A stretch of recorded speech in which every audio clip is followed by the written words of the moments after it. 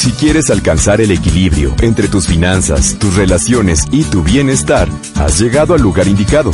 Bienvenido a Salud, Dinero y Amor, con María Elena Vega, Romina Román y Claudia Villegas. La mejor forma de invertir tu tiempo. Buenas noches, jueves 14 de octubre, ya casi viernes, y por eso iniciamos con esta música de Tavares. ¿Quién se resiste a Tavares? Querida María Elena, Romina, muy buenas noches. Les damos la bienvenida a las tres a este esfuerzo informativo que ya se conoce como Salud, Dinero y Amor. Economía, finanzas, pero sobre todo bienestar. Vamos a estar hablando de inflación, de autos, de muchos temas, pero antes saludo de manera adecuada a mis compañeras, colegas y amigas María Elena Vega y Romina Román. Muy buenas noches, Romina. ¿Cómo estás? ¿Cómo ves todo este tema de las relaciones de pareja, la crisis, la pandemia? Gracias, Claudia. Estoy muy feliz de estar contigo, con María Elena, pero sobre todo con las personas que nos hacen favor de escucharnos.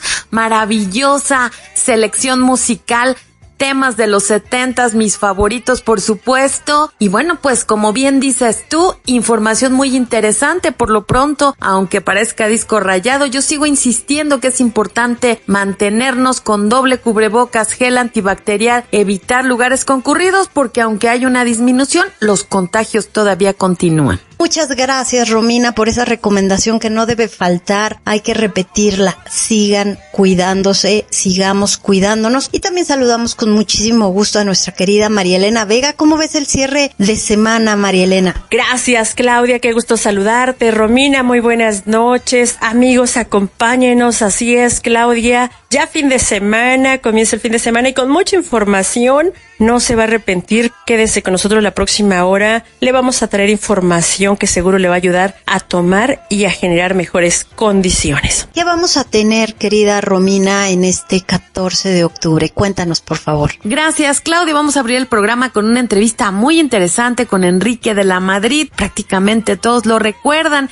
Él fue secretario de Turismo, director de Nafin Bancomex, fue diputado, una experiencia amplia en el sector público, y nos va a hablar sobre los impactos y las perspectivas de esta reforma eléctrica, la posición de los partidos políticos. No se la pierdan. ¿Qué más hemos preparado, María Elena? En unos momentos también vamos a platicar de autos chocolates y el efecto que está teniendo esta situación y las últimas decisiones que ha tomado el gobierno al respecto en el país y por supuesto en el impacto para nosotros los ciudadanos. Y vamos a platicar con Rafael Lores, socio fundador de CPA Visión. Vamos a hablar de herramientas que nos van a permitir tener un mejor control tributario. También nos va a platicar de una iniciativa para ayudar en medio de la pandemia y nos va a hacer una invitación interesante para los próximos 19 y 20 de octubre. No se pierdan la intervención de Rafael Lores. También abordaremos el tema de cesión de inmuebles. ¿Qué está pasando con esto? Muchos se quedan intestados. Si está usted casado o no. ¿Se puede pasar a los hijos? ¿Cuáles son los riesgos de esto? Y más vamos a platicar el día de hoy. Con la abogada Laura Patricia Padrón Rodríguez, socia directora del despacho Padrón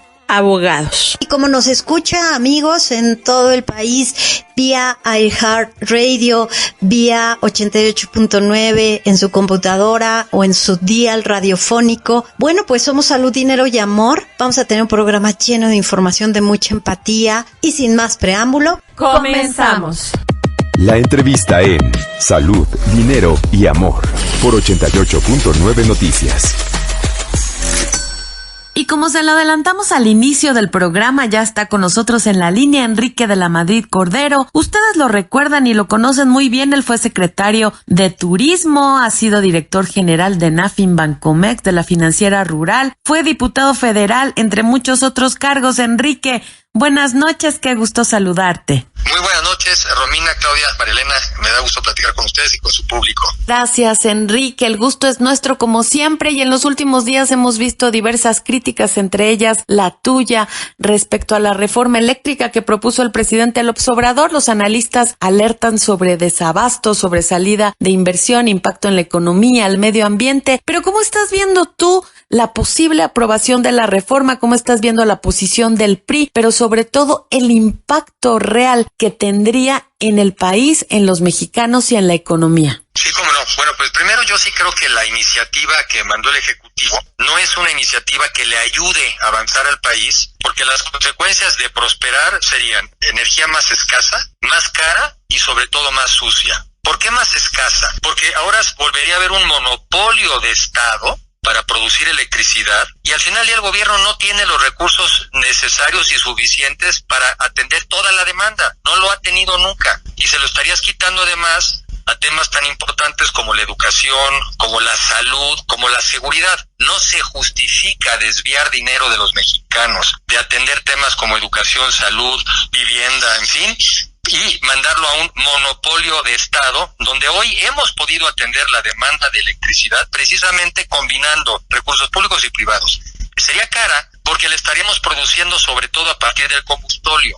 Eso es lo que le sobra a Pemex. A Pemex le sobra combustóleo cuando refina barriles de petróleo. Y como no sabe a quién vendérselos porque nadie los quiere comprar en el mundo, pues se los vende a la CFE. Y la CFE no puede usar todo el combustóleo que le mandan porque hoy tiene reglas que le obligan a primero comprar la energía más barata y después al final la más cara. Por eso quieren cambiar las reglas, para poder sobre todo usar primero el combustóleo. Y sería más sucia porque justamente estaría hecha la electricidad sobre todo de energías fósiles, particularmente el combustóleo. Entonces, si el tema es eléctrico, no hace sentido para satisfacer las necesidades de electricidad del país regresar a un monopolio de Estado. No hace sentido. Enrique, muy buenas noches. Te saluda Marilena Vega. Marilena, ¿cómo estás? Buenas noches. Gracias, Enrique. Muy buenas noches. Oye, ya nos platicaste, bueno, pues esto no hace sentido y además el mundo está con las energías renovables, pero bajo la Constitución, leyes y acuerdos comerciales que México tiene, ¿esto es viable? ¿Esto se podría hacer, Enrique? No, bueno, o sea, si es viable hacer un monopolio de Estado, sí es viable. Yo no creo que tendría los recursos el gobierno para invertir, por lo que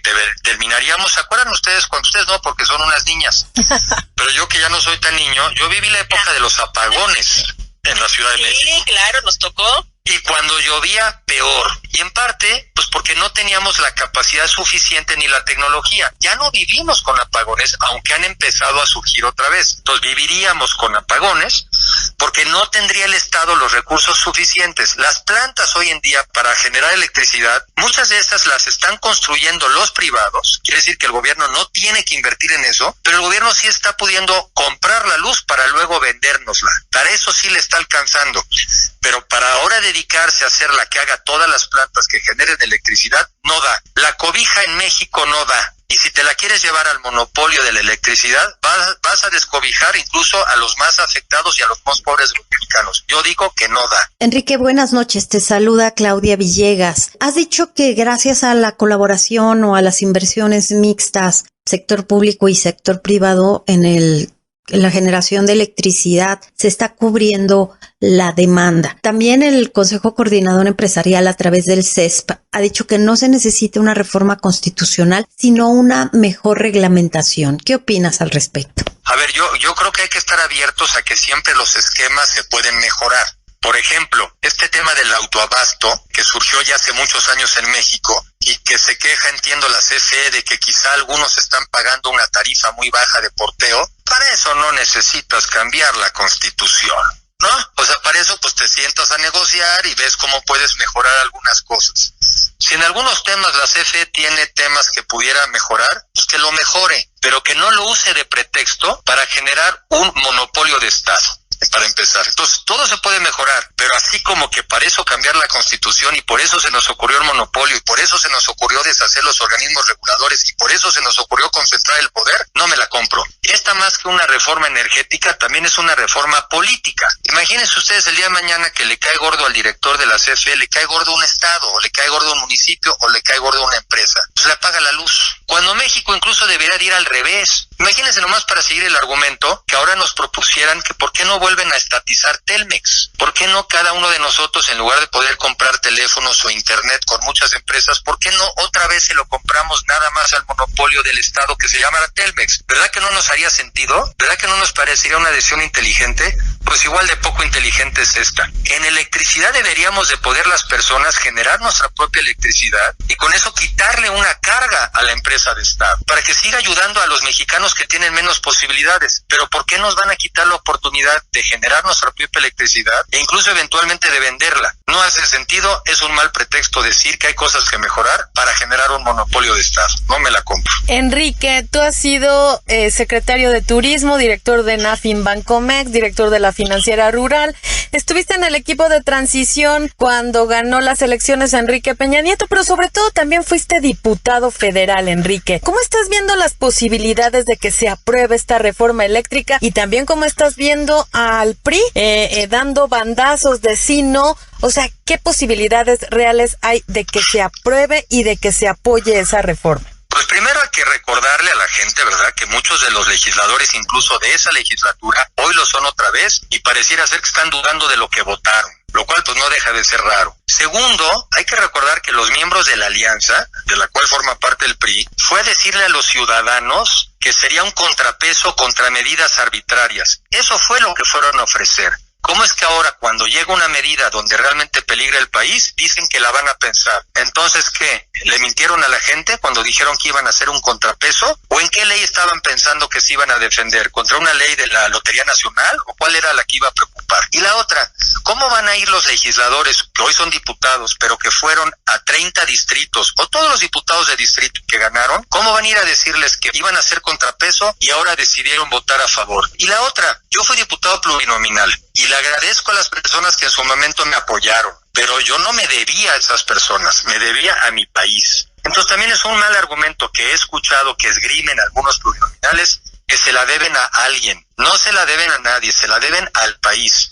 Y si se equivocan, van a tener carreras políticas muy cortas. Yo creo que vale la pena reflexionar sobre el tema. Enrique, nuevamente María Elena Vega. Oye, ¿qué puede hacer el PRI precisamente con la Secretaría de Economía de frente al presupuesto del 2021? Estamos a días de que esto pueda comenzarse a negociar. A ver, no hay medida más importante ni más trascendente ahorita, incluso muy por arriba del presupuesto, que la decisión sobre esta reforma. Esta reforma, en una economía que cada vez más es más eléctrica, en una economía que es cada vez más digital, la electricidad es un insumo clave. Si este insumo se nos encarece, nos va a hacer menos competitivos y nos va a impedir generar los empleos decentes y mejor pagados que necesitamos los mexicanos. Entonces, no hay medida más importante ahorita para el país que la decisión de que esta medida no va. Y si hay cosas que mejorar, bueno, pues si es ley secundaria, si son reglamentos, pues que se mejore. Pero no es un pretexto para armar un monopolio de Estado que va contra una economía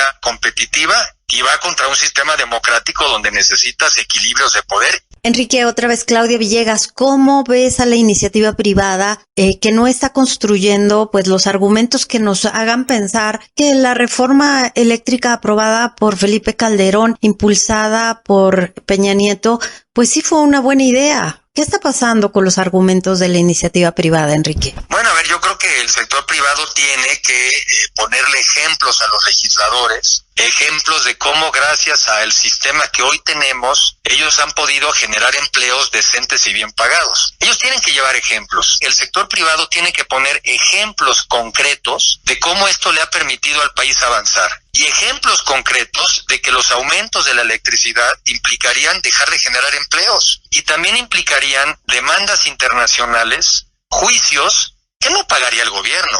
Lo pagaríamos las siguientes generaciones y los próximos años porque esos litigios estarían perdidos sin duda alguna. Deuda contingente se llama eso. Enrique, se ha hablado de que podría ser candidato para el gobierno de la Ciudad de México, para la presidencia, para el 2024. Ratifícanos, ¿cuáles son tus aspiraciones, Enrique? Mis aspiraciones ahorita son ayudar y en este caso específico concientizar a los mexicanos sobre el peligro de permitir una mala decisión. Sin presente no hay futuro. Hay que trabajar en este presente, cuidarlo y luego hablamos del futuro. Esto es lo más importante que tenemos los mexicanos ahorita entre nuestras manos y a nosotros nos compete tomar las mejores decisiones. Y por ahí del 2023, más o menos, ¿en qué estarías trabajando? Pues ahí vemos, pero vamos trabajando en este año primero. Es que, a ver, el país, tenemos que trabajar en este país y cuidar lo que es de todos, no es de unos nada más. Todos lo tenemos que cuidar. Muchísimas gracias, Enrique de la Madrid, por esta charla, por esta explicación, por siempre tu disponibilidad para Salud, Dinero y Amor. Y vamos a seguir tu carrera política y, por supuesto, todos tus comentarios muy acertados. Gracias, Enrique, y muy buenas noches. Gracias por la oportunidad y estamos al habla. Muy buenas noches. Ya lo escuchó usted, palabras de Enrique de la Madrid muy ciertas. Ojalá que el tema de la energía sea en pro de un país. Ojalá que se hagan los análisis correctos antes de tomar una decisión. Amigos, seguimos aquí en Salud, Dinero y Amor. Mucho más información que les será de gran utilidad en la toma de decisiones. Romina, Claudia y Marielena, vamos a hacer una pequeña pausa y regresamos. No se vayan. Mujeres de Radio, Salud, Dinero y Amor por 88.9 Noticias.